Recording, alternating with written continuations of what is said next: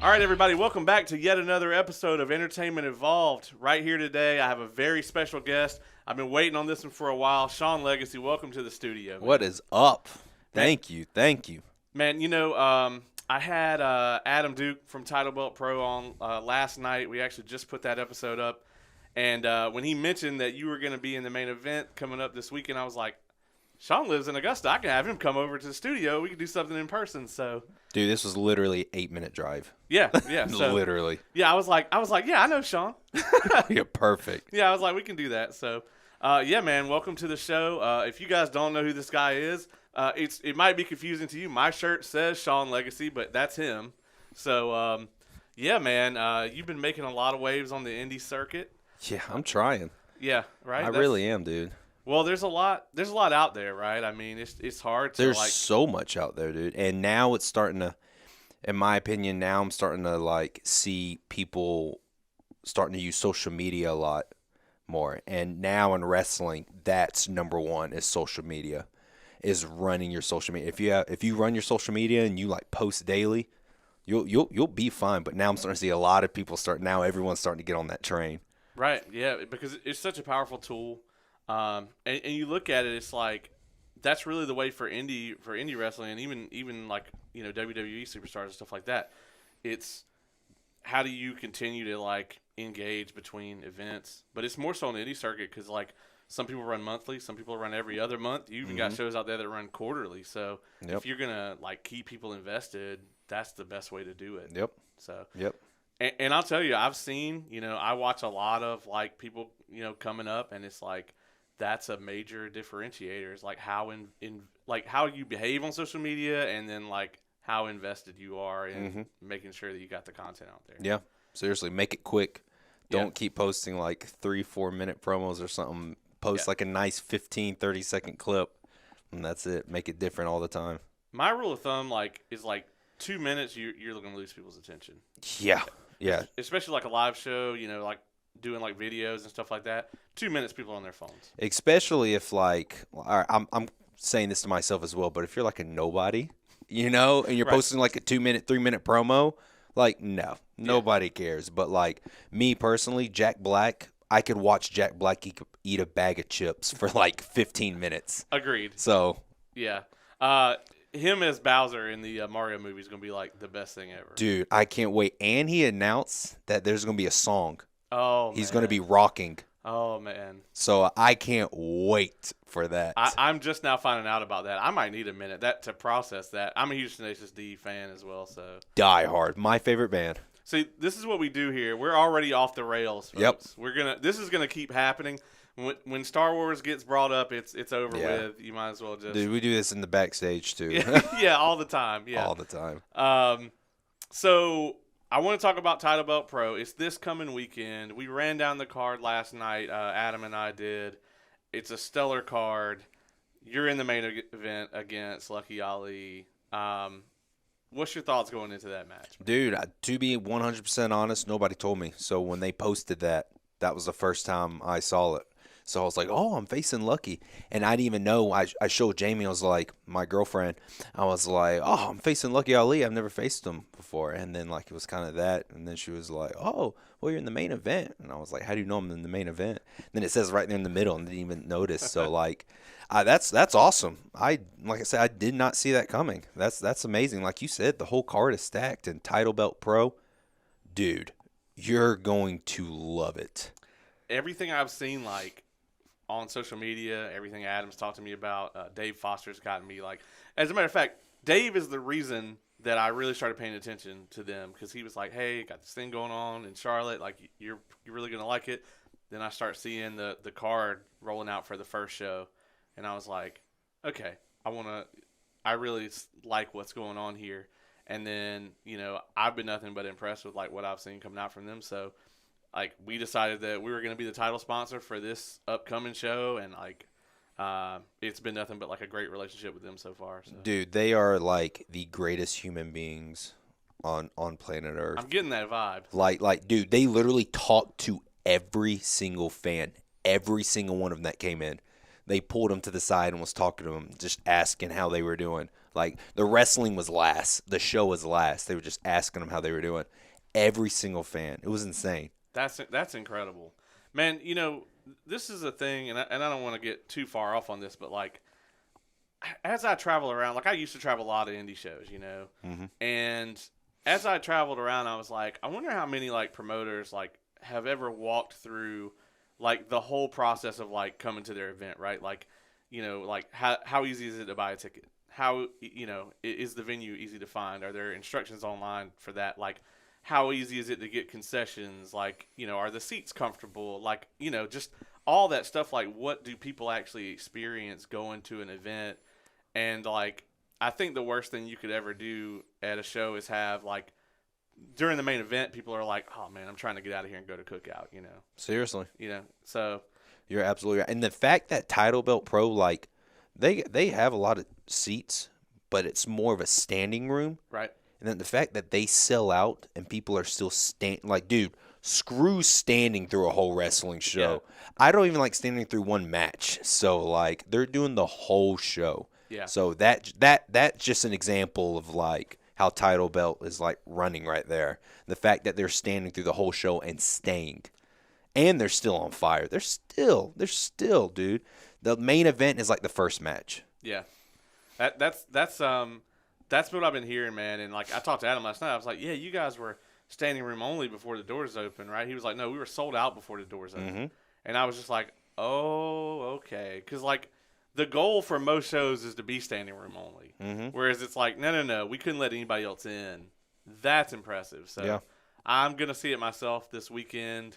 And my next question was actually going to be whether you and Lucky had faced each other before, because I know you guys have been in the same building a bunch of times. We have, but we never faced each other. Yeah. But I'm definitely planning to do a lot.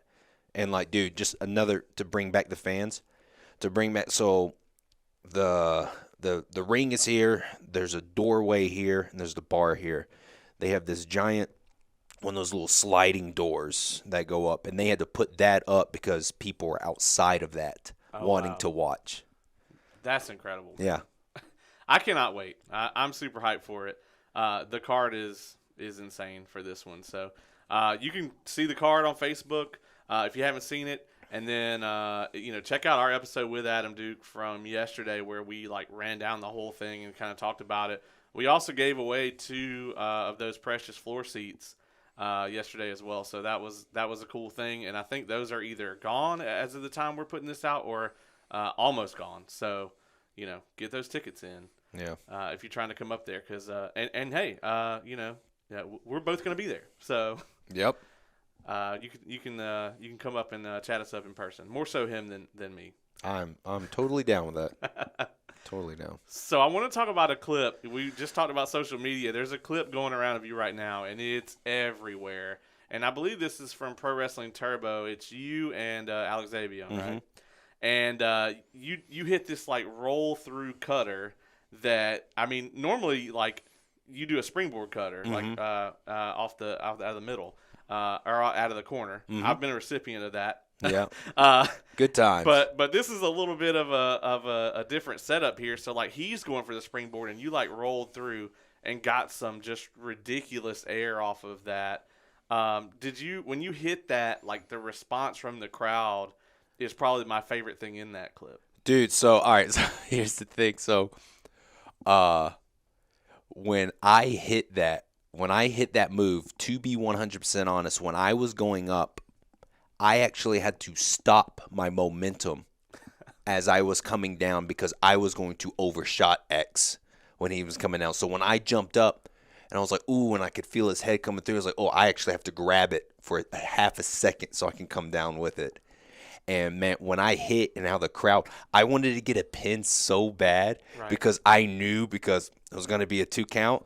So when it went 2, I just know the crowd was going to lose their mind on that one. But, man, I try to go for the pin, and I'm going, and then somebody hits me off right there. And I'm like, no, just let me get the pin. But, yeah, dude, when I hit it, man, they were like – and in the video, too, you see one guy in a blue hat. Yeah. Dude, he was just, like, everywhere. He lost his damn mind. Yeah. Dude, yes. That was everyone watching its reaction to that, you know. And a lot of people talk about like, oh, it's not about like what moves you can do or whatever. And I agree with that statement, but like it is about moments. And like you guys created a moment there. That's the reason why I posted that, was because of that moment. Like I had people comment going, well, what the hell is X jumping to? Like who's he going for? Who's he going for? That's cool. You wipe all that around, but you just have that moment of me jumping in the air, me catching him, me being over the top rope. Right. Like, and just that moment right there. That's what matters. That's why that video went viral, is because of that. So I've seen it everywhere, man. Yeah. All the socials. So yeah, I was really impressed with that. And man, like I love that the crowd reaction is in there because you know me, like I've done this a bunch of times. People come up to me in the back, be like, "Do you like my match?" And I'm like, "I didn't get a chance to watch it, but I heard the crowd's reaction to it, and like that. I mean, especially at the indie level, that's what matters, man. It's like what kind of reaction can you garner out of that crowd? Because like that's what people are coming to an indie show for, dude. What I go for, and I might sound like a mark or whatever, man. But what I go for the most is "This is awesome" chant. Yeah. And it wasn't that cutter, it wasn't that moment, but in that match we did get a "This is awesome" chant, and that's right there when you know you're doing your job right. Yeah, "This is awesome," and then to me, like anytime I see like a "Fight Forever" chant, Yep. because it's like normally, man, like 7-10 minutes, like you've done everything that like you're really gonna do to be able to catch him, unless it's like just something really special. So for a crowd to in unison chant that, like we want to see more and more and more of this, that's on another level. Dude, it was funny. So going back to title belt, bro, we were doing a little meeting and about saying that this is a family show. And always a fun meeting. And dude, and we were like, yep, and like they were kind of making fun of Henry, like, you hear that? So you can only say "freak you," and he was like, yeah. So, but during the match Drew and I had, we do a pre-workout spot where Drew takes a sip of his pre, I grab it, I take a bigger sip, and the crowd's going with it. And then Drew grabs his pre and he takes a scoop. Well, I did something where I had the scoop and I threw it and I pretended I was like doing the whole thing. And when I did that, like, you could probably edit this out, but like it was funny because it's a family show and I'm doing this, and all of a sudden the crowd's going, "Oh, you sick fuck, sick fuck." We can cuss here. Okay, good. They're like, "You sick fuck, and like I'm like, "I thought this was a family show right here." Like, we couldn't say anything, but the crowd, man, they were saying "fuck." And all that. It's a family show for you. Yeah, for us, but for them, it's whatever. Yeah, you can. You can't say it, but they can say whatever they want. They paid to get in. Yeah. Man, that actually makes me think back to like that ECW pay-per-view they did here in Augusta, where they were like, yeah, we wanted to run it in like a small southern town so that the crowd wouldn't, because it was like one of the biggest, I think one of the first ECW pay-per-views they did, other than the Night to Remember or whatever the hell it was called. It was December to Dismember, but the One Night Stand was the ones they did in Hammerstein. And then they were like, yeah, well, we want to make the brand a little more PG, whatever. We're going to move it to this little southern town. And there's a "she's a crack whore" chant in the first match. And I was like, well, so much for that. Yeah. That is like notoriously like one of the worst pay-per-views they ever did too. So, man, so let's talk about like your career a little bit. I know that me and Joe Brown interviewed you for Suplexes and Microphones a few years ago. And that thing's like, we went like all through everything. So I don't want to retread a bunch of that ground. No. I'll put that link in the comments though, if anybody wants to check that out. And it's a great interview. But you started in 2015, is that right? Mm-hmm. So how did that come about? I know you and like Cody were, in high school, we're like, we want to be pro wrestlers. Yeah. So that's how it was. But Cody at that point was not on the path I was on. Right. So basically what happened was I was working at a gym at EFC, and Wade Adams was one of the members, and I saw him a couple times. And one time I was like, all right, I'm going to talk to him. So he goes to leave, and I go, "Oh, excuse me, sir." And he turns around. I go, are you Wade Adams? He goes, "Yes." And I was like, I'm Sean. I just got done doing this training in Colombia, and this is before I trained with Ethan. And I was like, I got done training in Colombia, and I didn't know if there's any way I could do a wrestling show or anything. And he told me Viral was running, and he said you should come early and help set up the ring.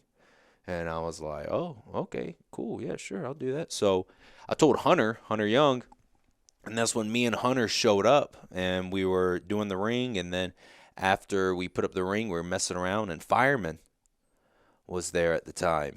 And he saw Hunter and I, so then he had Hunter and I run a match, like a 5-minute match right there. So we did a little match, and then he was like, okay, cool, you guys are in the pre-show. And then ever since I got in the pre-show, I've been coming to Viral. I've been booked on Viral every show. Every single show. So that's what. So I thank the Fireman for that. Yeah. For seeing me, because I think of if Fireman wasn't there and it put me on the show, to be honest, I don't know if I would have gone back to put the ring up again. You know what I mean? I don't know. I don't know what would have happened. It's crazy how fate kind of works out like that, because I think the first time. I think it was actually Antron that had talked to me about you guys or whatever. He was like, yeah, they're gonna run a match, and I was like, you know me, I was busy doing 900 of course things. yes, and so I was like, yeah, whatever. Yeah, cool. And then I I started you. watching it, oh yeah, for sure, yeah, because we had worked together for years at that point. And then I mean, seeing that, you going from that to, and I know this was to your detriment sometimes. You became the viral guy on, in the Southeast, and it was just how long has this guy been in the business? And then, people seeing you being booked in a certain way. But once again, it's I would challenge anybody who was oh, this guy's only been in the business this amount of time.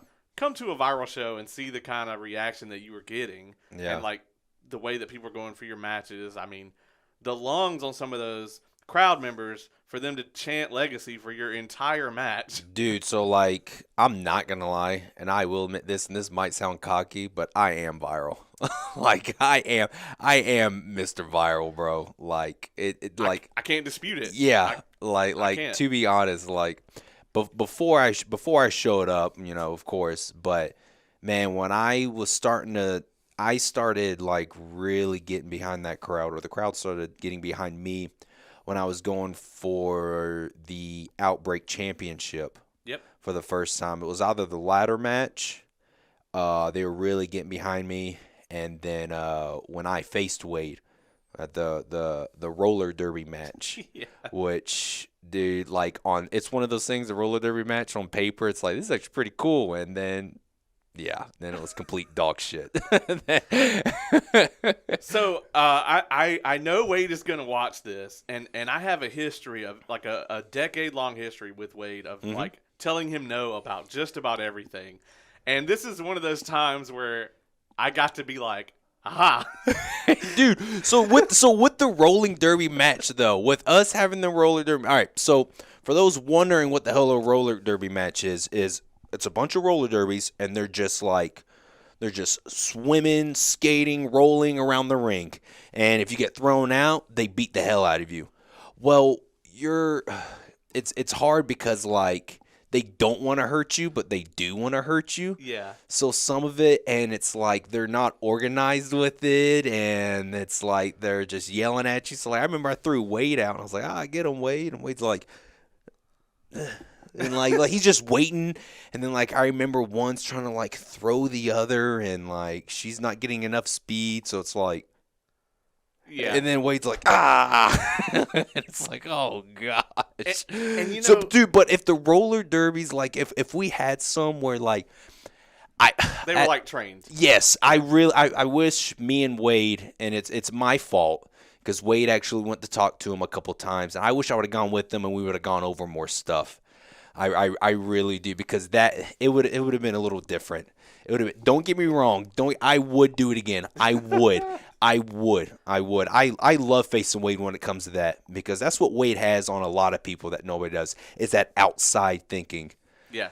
That outside of the box, because like I said, we go off walls a lot, but the Christmas match I was just gonna say the Christmas brawl is not an example of what I was talking about earlier, because he knocked it out of the park. I was like, you got to do one every year. Like, Yes, he made all those, like the clip with the hockey sticks as lightsabers. He made all of that stuff. He made it, and I was so pissed and so sad when we broke it. The lightsaber we kept hitting him, man. Oh, his was fine, but mine's the one that just broke. Oh, I was so upset because I wanted to take it home with me so bad.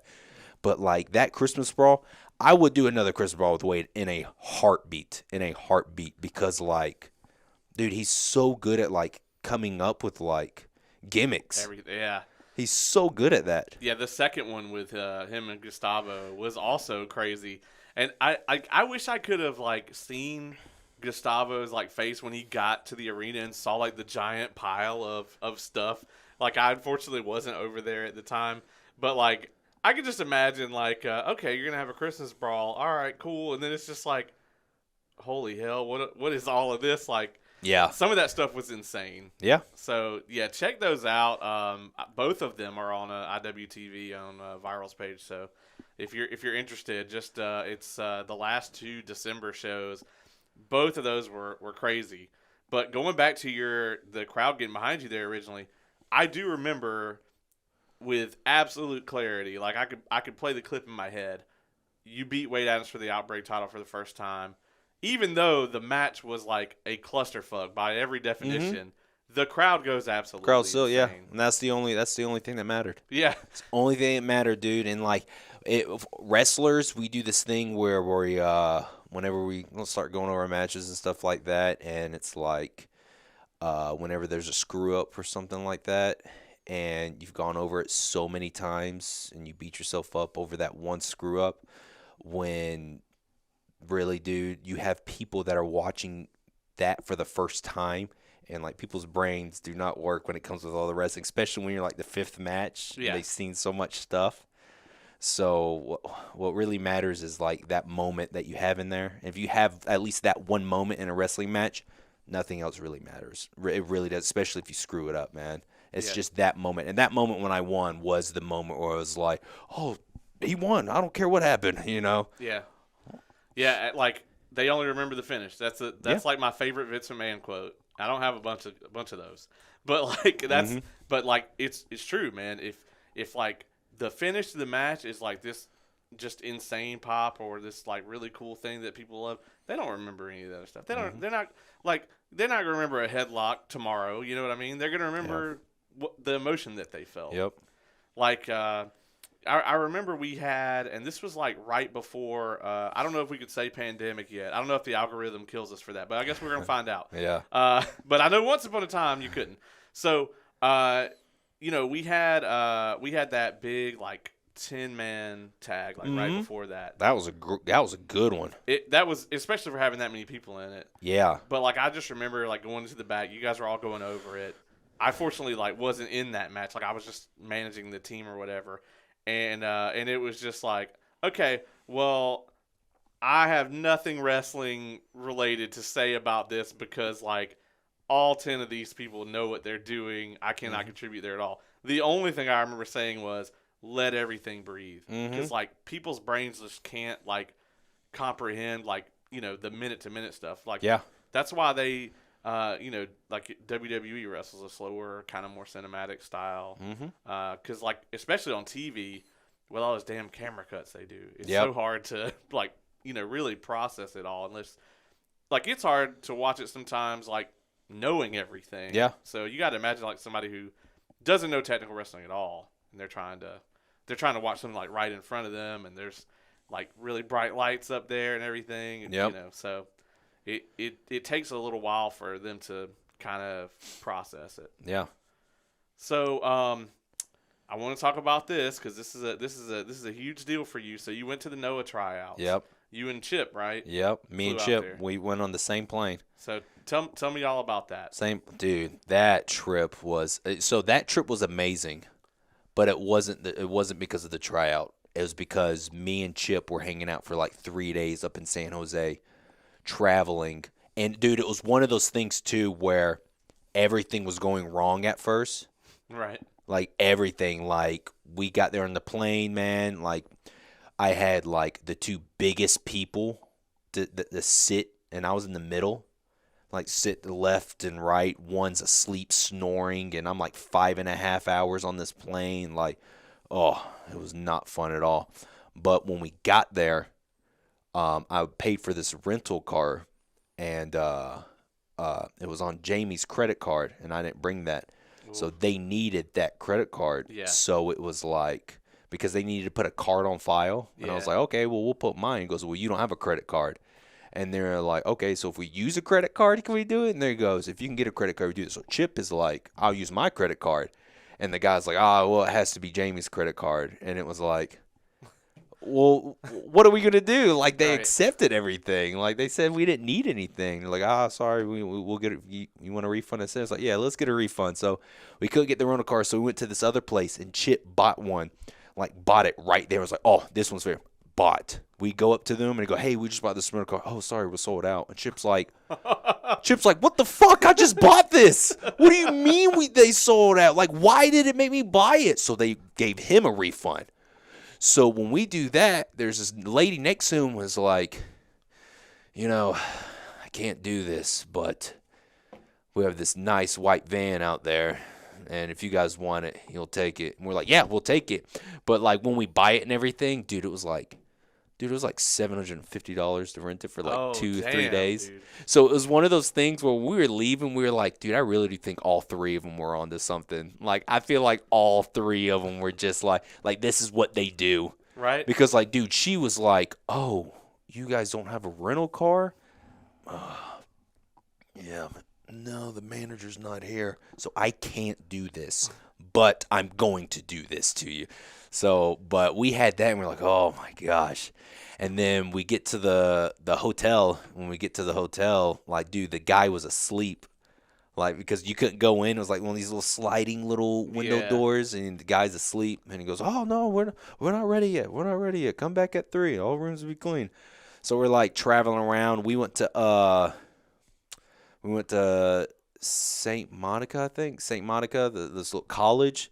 And, like, dude, it was gorgeous. And we stayed there till 3. Like, dude, I've never seen friendly squirrels before. Like, dude, that college, like, squirrels will literally come up to your ankle. Yeah. Like, it's insane. I've never seen friendly squirrels like that. So we went back at 3, like, oh, no, it's not ready. Come back at 5. We're like, oh, my gosh. So we go out, we get food, and then we come back to the hotel, and we go to the beach, and then we go through Stanford. We walk to Stanford campus, and Stanford is absolutely gorgeous. Yeah. And just traveling with Chip and getting to know Chip is what really made the trip. But the day of the tryout, me and Chip are dressing super nice because that's what we're trying to do. We dress super nice. We get to the tryout. Once we got there like 5 hours early, 5 hours early. When we got there, we give us our names, and we give us our names. They have this paperwork, and they let you sign it. Well, they couldn't find Chip and I's, and it took them a while to find it. So we were freaking out for a little bit. They found it. We signed it, and after that, Gabe said, "You guys can hang out for a little bit, or you guys can go ahead and get dressed because we're gonna do 5-minute matches. You could pick whoever." And me and Chip were like our hands on each other. All right, we'll do this. Be Chip and I guess. So when that happens, when we change, Gabe comes up to us and goes, "Hey, we actually have a special guest coming in." Gabe Sapolsky was there. Yeah. And he showed up, and me and Chip were trying to be the first ones to go out there because, dude, they were, let's see, I'm trying to think. I think there were 35 matches. Wow. Yeah, 35 matches. So about 70 people showed up. Yeah, just about, and like, there was some, dude, me and Chip could not understand this, but people literally showed late.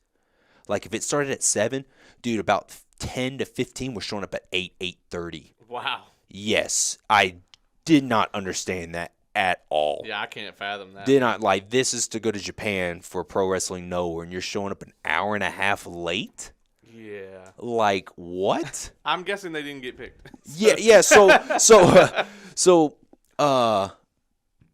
So when me and Chip were going over the match, and when Chip and I got there, there were already 2 people there that got there way earlier. So they went ahead and went over the match. So they were first. Me and Chip were second because we're trying to go ahead and get out of these butterflies in our stomach. Let's go ahead and take care of this. And I remember. So what you had to do is you had a folder. You walk in the room.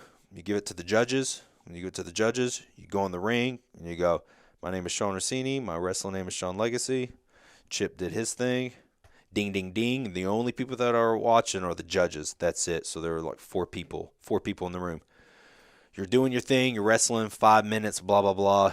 And after that, me and Chip went out. And we're like, yo, this feels good. This feels amazing. A guy opened a door. And he was like, "Legacy, how old are you?" I was like, 27. And he shut the door. And like, I got goosebumps right now. And Chip's like, "You got it." I said, "Shut the fuck up. Shut the fuck up.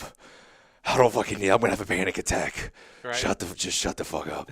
So we're like just waiting in the back, just chilling, and like you see people start coming out of the back when they're done with their matches, and I'm keeping my eye and like, oh, they didn't get asked what their age was. They didn't get asked.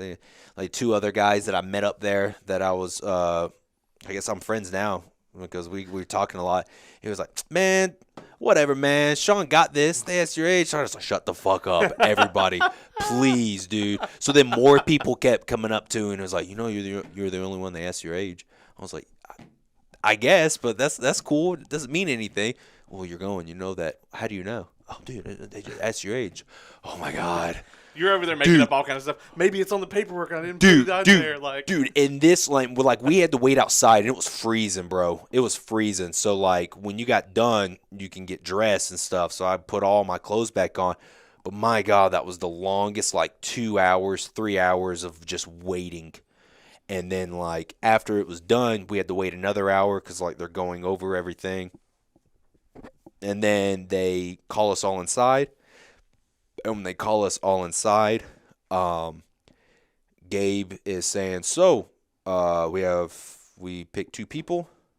I want to first say," and he's basically giving a motivation pitch about just because you're not picked doesn't mean you should give up. It means you should keep working harder, keep your name out there, blah, blah, blah. And then dude, the whole time, bro. Dude, I wish there was a camera on me the whole time. I did not look up, bro. I did not look up. My head was down. The whole fucking time. I didn't want to look at Chip. I didn't want to look at anybody. My head was down. And they're like, "Okay, so the first winner is," and before I finish that story, I'm going to go into this other story where me and Chip were on a beach at night. And we're walking at this beach at night, and I remember, like, at first, I was kind of like, man, it's freezing. I say, let's go back up. Me and Chip are just still walking, and the water on the West Coast is cold as shit. Dude, it was freezing. Like, that the wind was hard. Oh, yeah. And we start walking. I got my phone out as a flashlight, and I'm like, oh, my God. I'm like, "Chip, look at this." Chip's like, "What?" I was like, "Dude, it's a crow. It's a dead crow." And all it was the head, but the skeleton was just there. And we're like, ugh. I was like, oh, my God, that's weird. So we keep walking. And then Chip is over there on his phone looking up, and he goes, "Oh, it says right here that when you see a dead crow, it means what you want happen the most will happen." And, dude. That's wild. Dude, when I say I had that fucking dead crow in my head that whole time, so when I'm looking down and Gabe is giving this motivation speech, I'm just like, dead fucking crow, dead fucking crow, dead crow, dead crow, dead fucking crow, dead fucking crow. And Gabe goes, and the first winner is Sean Legacy. Dude, I hugged Chip and I said, "Dead fucking crow, dead fucking crow. Oh my God. Oh my God. That's Dead crow." Good. Dude, it was insane. It was insane. I remember telling Ethan that, and like Ethan made like this little shirt thing with me and him and Chip, was like the dead crew gang.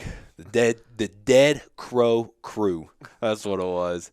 So like, but dude, when I got picked, man, I was balling, and then like as I'm balling, Gabe's like, "Okay, now go back and we gotta do a promo real quick. We're doing this," and I'm like, "Oh," and the promo you could see on my Instagram, and it's all right. We gotta do a promo. I was like, okay, all right, let's do it. I was like, let's do it. And then we did the promo, man, and I'll say one of the judges when we were talking, one of them was Mayor Fuji, and I remember he came up to me and he was like, "I will see you in Japan." And then, dude, when he did this, "See you in Japan," bro, I lost it again. I called my first person I call is my girlfriend, and like I'm bawling, and it's like 2 a.m. there. 2 a.m. and she's like freaking out, like, "What's wrong? What's wrong?" And like, I did it.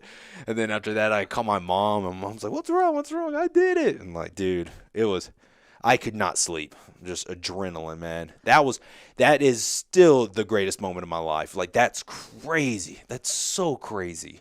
Like, everything that was going wrong at first is just right there at the end. Man, I remember, like, seeing that video, because that's how I found out. Yeah, I mean, that's how, like, most people found out. Mm-hmm. Like, I remember seeing that video, and my thought process was just like, man, just fuck yeah. Like, Sean's got this. This is amazing. And then immediately my brain went, so glad I'm not booking anymore. Because I was just like, because then I would be freaking out right now. But I was like, I don't have to worry about it. I can just really be happy for him, and that's it. You know. I was like, but that's awesome. We talked about it before, and you can't say when you're going, but it's soonish. Yeah. So that's gonna be awesome, man. I can't wait, dude. You're excited, I'm sure. Dude, beyond excited. Beyond excited, bro. Yeah. It's. Hey, now, have you ever been over there before? No. So first time. Yeah. Is this your first time out of the country? No, I went to the UK. Oh, that's right. Went to the UK for about 10 days. That's right. Yep. I went there, wrestled up there, but yeah, going to Japan. What's going to be fun is I'm good friends with Anthony Green, and he's up there right now. So me and him will be together. It'd be good to have somebody in the country that you know. Dude, yes. Like, he's already messaged me saying, like, all the stuff he's going to show me and stuff, and it's going to help me out a lot. Good. A lot. Yeah, I could see being super nervous, like, if you just, like, didn't know anybody over there. So. Yep. Yeah, man, like, that's that's going to be something else. So, question about the UK. Is the food as bad as Darius told me it is? Dude, the fried fish and chips are disgusting, bro. It is bad. At least for me, man. It was no bueno. Everybody I know that's ever been to the UK is like, the food's horrible. Dude, it was. So there's this one place, and the only reason why it was probably good is because it was like Thanksgiving food. Yeah. But man, they had like this giant, I'm just like this, of like one of those like biscuits that you could fit stuff in. And it was one of those, and like you could put like turkey, gravy, mac and cheese. You could do that stuff. That was good. But man, dude, all the other stuff, nah. I'm okay. I'm fine with Five Guys. Yeah, right. Yeah, their McDonald's was pretty crazy though. They have like a bunch of robots doing theirs, like for real, like doing the drinks. Yeah. Like, so they don't. At least the one I went to, you don't like go up to somebody on the counter and order your food. You go up to this thing and just some guy just brings it out. Well, when you do it, you could see like the cups up here, and they like come out, and then like they put the soda in there or water, and then they come out and you take it, and then they do some of that with the food as well. Wow. So that was pretty, because I think that's the only McDonald's I was like watching the back, looking at the back of it, like, how the hell they do this? Yeah, that's crazy, man. I know I think it's like Amazon or something has like some grocery stores over there and in the U.S. where like you just like have your account or whatever, and like you just walk in and pick your stuff up and just leave, and you just get billed. I did see that. I did see that. That's crazy. Yeah, that's insane. I have no idea how they know that, but it's like they invited a bunch of like journalists and stuff to try to like fool it, like, hey, come in here and like just try to like steal stuff, and like they said they got billed for like everything. Like they were like take something off the shelf and then like put it back somewhere else and like come back later and like grab it and like try to sneak it in their pocket or whatever, and they'd leave and like they get billed for it or whatever. That's crazy. Yeah, you can't get away. Yeah, so that was wild. So one more wrestling thing I want to ask you, and then we're gonna talk some Star Wars. I did promise this. Palmetto Wrestling Academy. I know that's like a huge thing for you, where like it just like helped you get to another level of your career. Dude, Ethan Case literally changed my wrestling career. Like literally, he showed me a path, multiple paths, where it's like, hey, you see this wrestler path? Try going through the having fun path, the character work path, the small stuff path, the small things, the wrestling doesn't matter path, that this other stuff comes first. Like, dude, he showed me all of this stuff, and now like the wrestling path is just like, I chopped that up, dude. It's gone. Like Ethan Case, man, dude, if you want to be a wrestler and if you want to find the best teacher, go to Ethan Case, dude, because he will break down the psychology of it like piece by piece. Like he will break it down. Like he'll do some classes where everybody's around the ring, and he'll say, "Hey, give me a move, give me this," and he will break down each what he would do or what the other person would do in that situation. Like he would break that down every single step. So it's crazy. Yeah. It's insane. I mean, I got to see it with you, like, because, like, we worked together before you had gone there, and then, like, seeing kind of the transformation you went through after you went there. I mean, yeah, I mean, I can say, like, it's definitely been, like, I think in a couple of years' time, you leaped ahead, like, 5-10 years, so. Yep, dude, trust me, I'm not a guy that likes to go back to the past or anything, but I wish I started with him. Right. I really did. Yeah. I really did. I feel like I would have just be better where I'm at now, Right. Because I see the guys that are his students now, and how they've been in there for a year or less than that, and they just have so much knowledge already. And I do get jealous of that. I'm like, man, dude, golly. And like Ethan's doing this with them for like a year. Right. It's crazy. Yeah. And I mean, I have been able to see some of that stuff too with some of the trainees over there, and I got to say, like, I'm a big fan of like a lot of people that are there now and have come out of there. Mm-hmm. So, that being said, Mandalorian started today. Yes, dude. So, all right. So, spoiler warning, by the way. If you haven't seen the episode, we are going to review it tomorrow.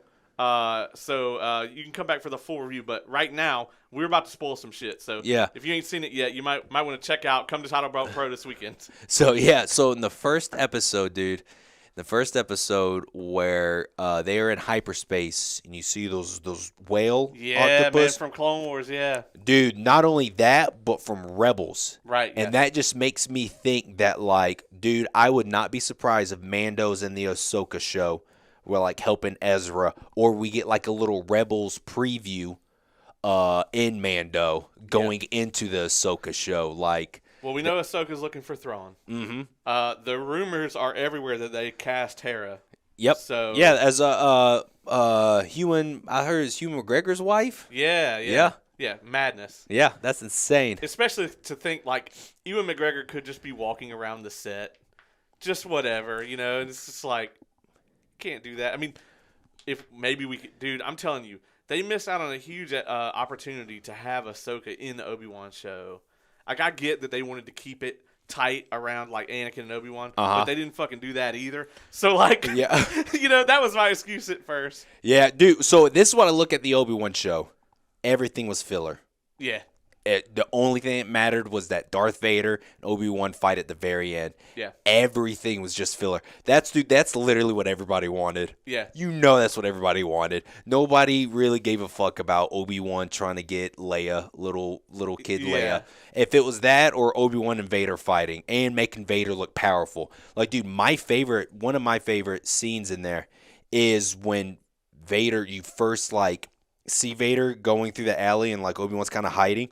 And he's, like, killing these people right in front of him. Like, dude, that is dark. And when he grabs the ship, too. Yeah, dude, when he grabs the ship, pulls it down, rips the door open, man. Dude, when he does that and, like, man, dude, that scene where she's walking and, like, he's walking and, like, this chick is, like, being force choked. She's getting dragged and then, like, snaps her neck. Like, oh, my God. That is insane. But that's how I look at the Obi-Wan show is – I just look at all that as filler, just leading up to just Anakin and Obi-Wan. There's a few moments in there that I loved. Like, I really love when they're, like, hiding from them and, like, Obi-Wan drops that line. They're like, well, they're going to have to see just whatever. He's like, he doesn't have the patience for a siege. And they do the flashback of them like training or whatever. That was like super Yes, well done. the flashback was amazing. Yeah, like, but yeah, I mean, it's few and far between. Like, I think a lot of us really expected the whole show to kind of be like the two of them and about them. And I thought like they missed out on an opportunity to have the two of them and Ahsoka in live action for the first time ever. Dude, I was really hoping, and like I'm not upset about it because what they did was beautiful with it. But I was really hoping for like when Obi-Wan cuts Vader's helmet right there and you kind of see Anakin. I was really hoping for like an Ahsoka moment or something like that. But then when you think about it, first of all, I loved how they did the lighting.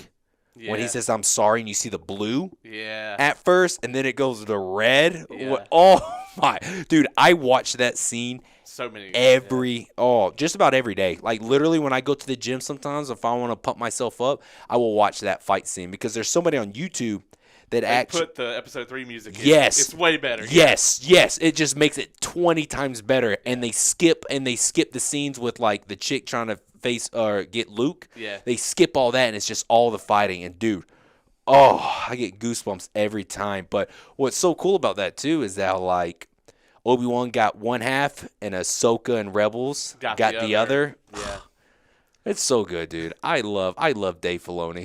Yeah, me too. Dude, I'm a huge Filoni guy. Like now when I look at anything like Star Wars or whatever, I'm just like, where is Dave Filoni in the credits? Mm-hmm. If it's just like we asked him about it, I'll be like, it might be okay. Dude, it's one of those things now.